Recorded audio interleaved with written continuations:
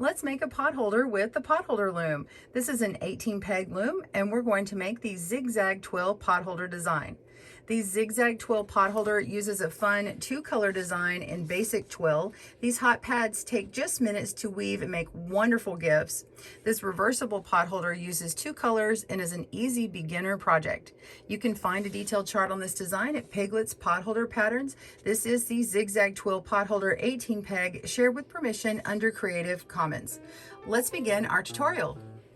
Welcome to GoodKnit Kisses. We're all about helping you stitch your love and love your stitches. This pattern has written instructions and links to the right and left-handed video tutorials for your convenience, as well as a link to the chart that we referred to for this pattern. So visit our link down in the video description below for a link to our blog. If you'd like to purchase an ad-free version, you can get that on our Ravelry and Etsy stores, but we will not be publishing the Creative Commons chart. There will be a link in that PDF though. We will have fully written instructions for each pattern that we make in this series. For materials, you're going to need your weaving loom for pot holders. This is a 3/8 inch spacing and it has a more narrow spacing than others. As long as you have 18 pegs across, you can work this pattern. It will just have a slightly different size than the one I'm showing here today.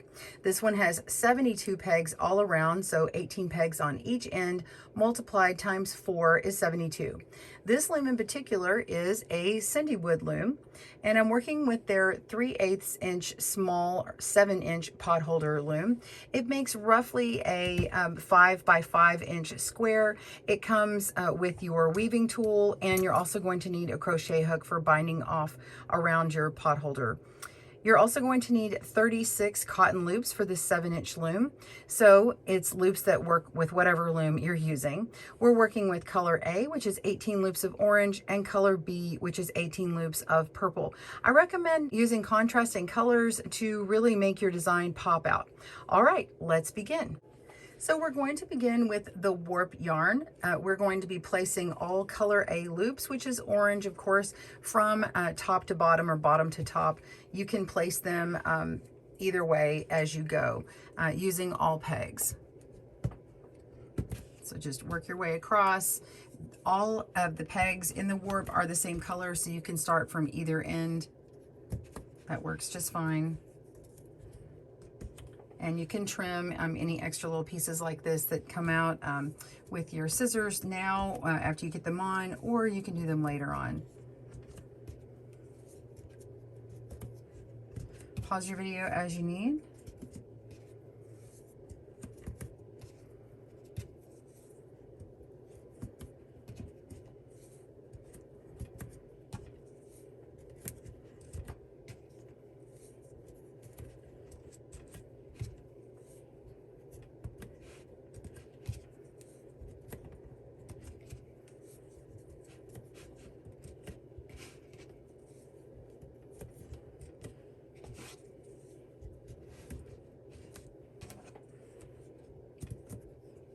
All right, so this is going to have a 8-row repeat.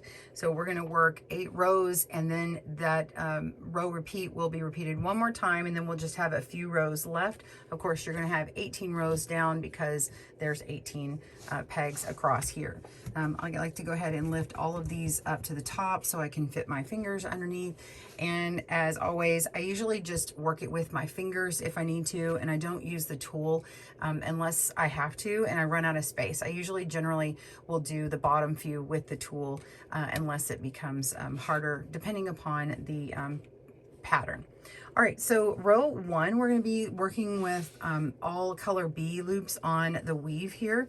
Row 1, we're going to weave over 2 and under 2. When I say we go over 2, we're actually going to be going over 1 of these loops, and so don't count these as 2. This is going to count as 1.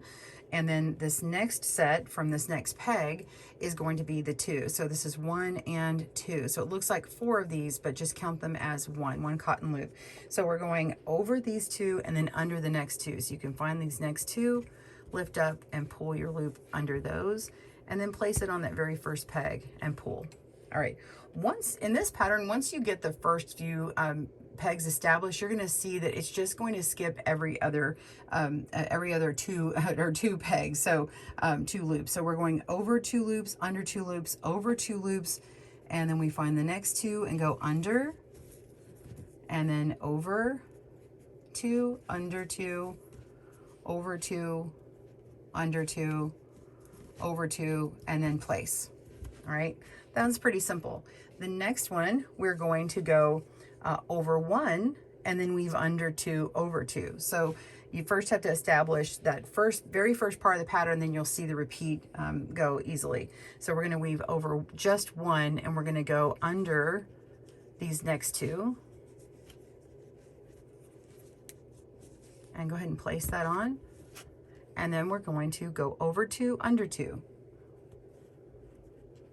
So over 2, under 2, over 2, under 2, over 2, under 2, over 2, and then the last one is under 1. Okay? So you see it's now shifted over. These purples look like a little stair step.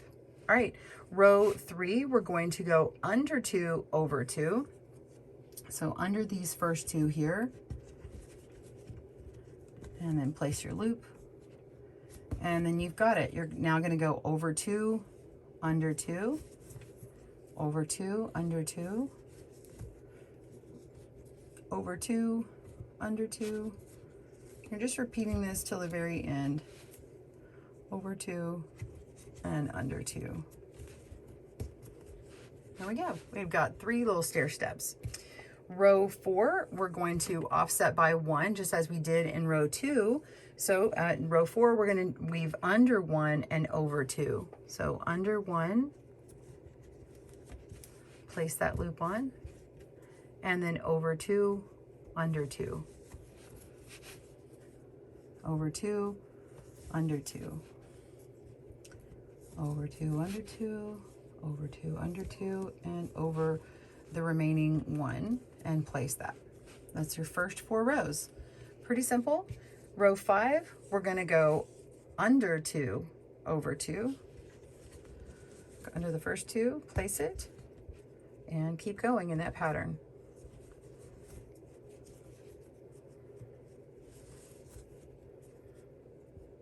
Over and under 2, all the way across, and you end going under the last 2. Place it. Make sure to not twist your loops here. Row 6, we're going to go over 1 and then start the 2 and 2. So we're going to go over the first one, under the next 2. Let's place that. And then over 2, under 2. You can see why using your fingers on this one is really pretty easy and simple.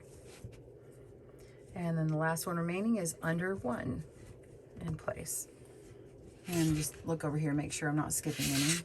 So that is row 6. And 7, we're going to go over 2, under 2. So over those first 2 and place. And keep going all the way across, repeating.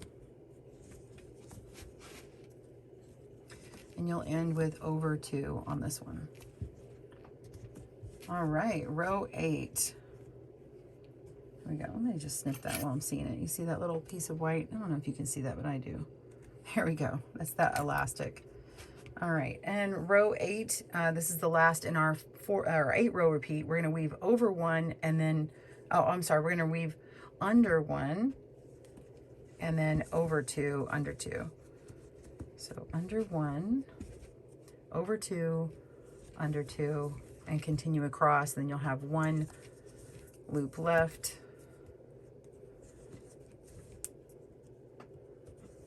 And you're going to go over that last one. All right, so repeat those rows one more time, and then that's going to be rows 1 through 8 on your 9 through 16 pegs, and you'll have 2 pegs left, and you're just going to repeat rows 1 and 2 again. So I will join you back up after you've gotten these next 8 rows repeated, and I'll show you putting it through the last 2 rows with the weaving tool if you need help with that. Pause your video and we will see you there. Your pot holder should look like this. You'll have 2 last loops on here, and we're going to repeat rows 1 and 2. So make sure to go all the way up to these first ones to remember, or look back at our written instructions. I do want to show you a nice little trick. If you do have one of these loom tools, you could do the last couple of rows using this one to lift up the pegs from the loops. So it's kind of nice. I'm going to show you how to do both today, just in case you're curious. All right, so row 1 is weave over 2, under 2. So that one's pretty simple. We've done that one before. Go ahead and place that loop on the first one, and you're gonna go under with your weaving tool. Let's see, go underneath these next 2 here and pull that loop through and just twist it to get it to not stick. And then we're just gonna pull through like that. So you're gonna skip 2 and come over here and go under these 2 and pull through. All right. So another way to do that is to set this aside and use one of these hooks here, and you can pick up, let's see, I'm gonna ignore these 2 because we're gonna go over them. I'm gonna pick up these next 2 in order. I'm gonna go from here and then to here and put my finger on it to keep it from popping off. So now I have 2 of them, and I can place my loop over here and then place these back on. Look how easy that was. Lift up, and we're going to skip these 2, come over to the next 2 here, and now that I'm done going underneath, I can just pull it all the way across to that last peg here, and then place my loops back down. There we go. And now we just have 1 more row to do. So that was really simple, and we don't really need that tool. This one is weave over 1 and under 2, so just simply hook this one on, and then under the next 2. So I'm going to grab these 2, lift up, place this down, and then put these back down. Again, you can use your weaving tool if you don't have one of these, and I'll just show you again how to do that. So I'm going to go underneath here. We can go through a few at a time if you like. Let's see, we're going to skip these 2. We're going under these next 2, skip these 2, under these 2. So I'm going to just scoop under 2, go over 2, under these 2, and come up and grab it, and we can twist it down to avoid those loops, and then twist it back up to come in between, twist down to go under those 2, twist up to come back up, and we've come through. Let's do that again. We're going to go over these, skip these, we're going to go under these 2 and over the last one. So I'm going to go under these, the second from last and third from last, go over the next 2, and let's see. Oh, you know what? I did the wrong. Haha. Let's see. Over 2, under these 2. There we go. And pull. There we go. And then this very last one, it is really simple to just pick this one up. Pick it up, place the loop, and then place this one back down. And then we're ready to bind off. So the way we bind off, we're going to use our crochet hook. So grab that and we'll do that next. To bind off, you're going to pick up one of the corners here with your crochet hook. I'm going to pick up this last outside one on this side here. I'm going to go across the top here. You can start on the corner here. I just happen to go there. So I picked this one up. I'm going to go into this corner loop and take the back loop over the front and pull through, and go to the next one, pick up that next loop and pull through the next one and pull through. It's just simply doing that all the way around the loom in order. So if you need a longer video for that, I've got that on our previous one that I'll link down below. But once you do a couple, just take one and place it back on the loom, and it will have even tension as you go around the loom, maybe every 4 to 6 pegs. I'll show you a few more. And then as you get to the end, you can just take them off and even out the tension along the edges, and you've got a nice even weave and bind off all around the edge. And I'll show you cleaning that up. All right, so I've done a few more. Just pick one and place it and continue all the way around. All right, pause your video and I will show you the end here and how to finish it off. We'll see you soon. All right, this is my last loop here, and I'm going to loop over, and then we can just pull all of these off and then fix the tension on those.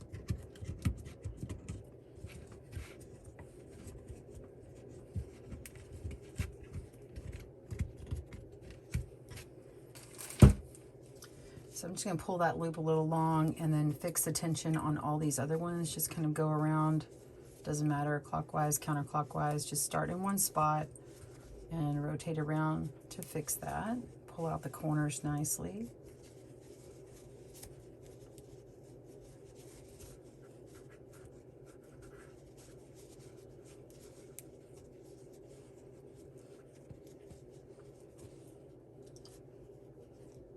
I just use my crochet hook to tidy up those corners and make them square.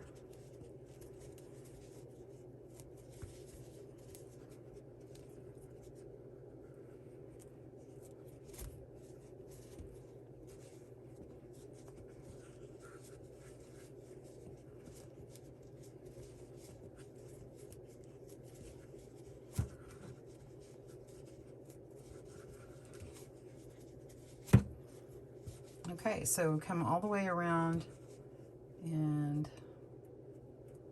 see that one. Hold on one second. There we go. All right, so this is my last loop, and you can leave a loop and tie a knot off on it if you like having a loop there. I don't generally like the loop, so I'm just going to go up through this like color of the same loop and pull back down and through, and then I'm just going to pull it back underneath another loop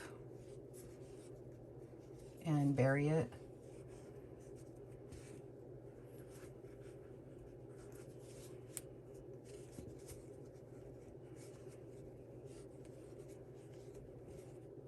There you go. And it's hidden, and I generally don't need it after that again. So, all right. So I hope you enjoyed making yours. I really love the Zig Zag Twill, and I would love to hear more about your experience and what colors you liked. So be sure and join us on GoodKnit Kisses on Instagram and tag me at GoodKnit Kisses. I would love to see the potholders that you make. We'll see you soon. Bye everyone, and happy looming. Thanks for joining us today, where we help you stitch your love and love your stitches. See you again soon.